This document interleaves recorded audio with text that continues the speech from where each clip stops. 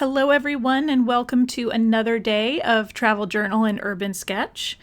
We are going to jump back in today with new materials, so we'll mix it up in that way. And we're also going to be encouraged today to think a little bit about reportage in our illustration. So not just capturing the scene, but also capturing what was happening. So writing a bit, capturing a little bit of those moving pieces in the scene, people. So yes, we will be on location for this little demo at Two Rivers Bridge. If you've ever been there, it's a nice little park in Little Rock. So let's get going. These are the materials I'll be using today. We have ink here. One is full strength ink, and then one is mixed to a medium gray with water.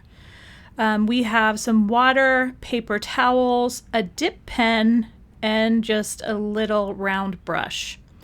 Now, the India ink, it's very important that it's waterproof because we will be going over our sketches later with watercolor, and you don't want it to bleed, so any waterproof ink will work. The dip pens that I'll be using are pretty basic, but there are a lot of different nibs out there, so this is a selection of the nibs that I use. And also the pens are just basically sticks that you put the nibs into if you've never worked with dip pens before. This is my favorite nib here. It's the Speedball Globe nib number 513.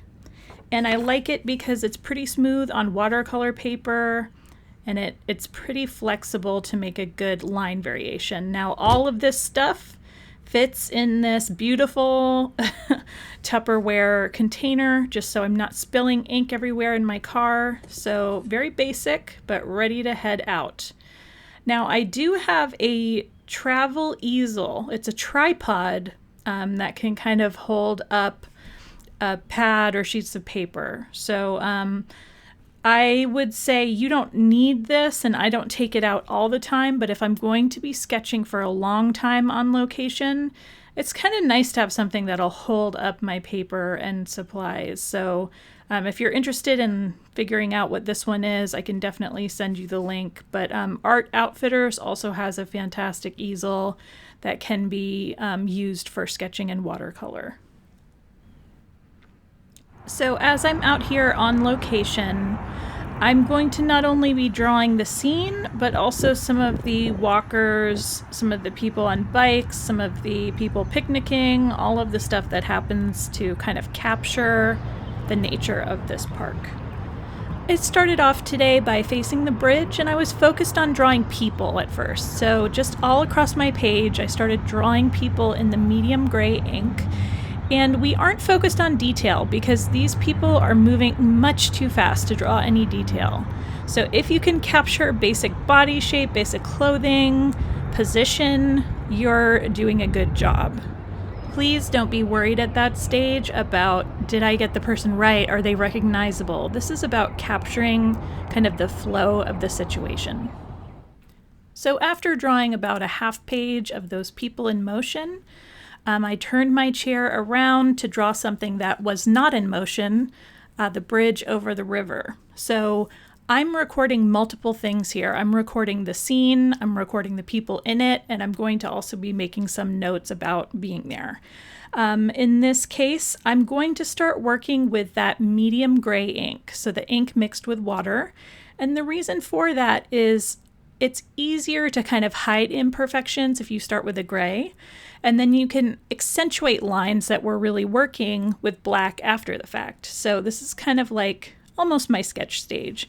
You can see me here working in some of the major lines of the scene. Yes, I'm concerned about perspective, proportion, all that, but you know, it's not a science here. We're out there in the real world sketching.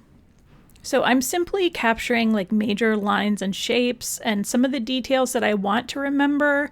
But I'm doing this drawing knowing that at home later on I can kind of add to it, add color, fix things, and I do take photos of my scenes to assist with that process.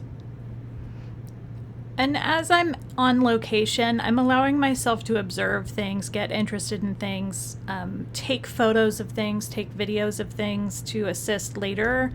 It was a big boating weekend. There was a lot of activity.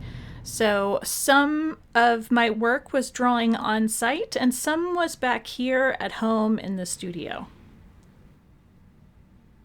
So if you can see here, I'm actually going back in, I'm reinforcing some of the lines with the darker black. I'm going in with some of the photos I took to hopefully get just a tiny bit more detail on some of these people. I'm doing a little bit of ink washing on some of the figures, so very simple, not a lot of color, not a lot of detail. Same goes for this scene here. So we had our line drawing from on site, and now I'm adding an ink wash to bring some value and also watercolor. Now I don't go crazy with the color in this particular demo, but you certainly can if you're a lover of watercolor.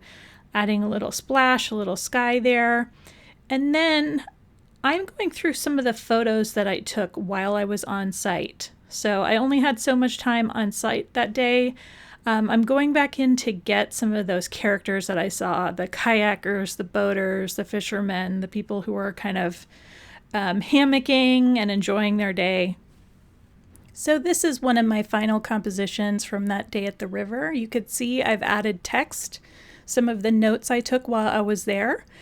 And one thing I like to do, because I am a graphic designer, is scan my illustrations and then kind of compose them in Photoshop.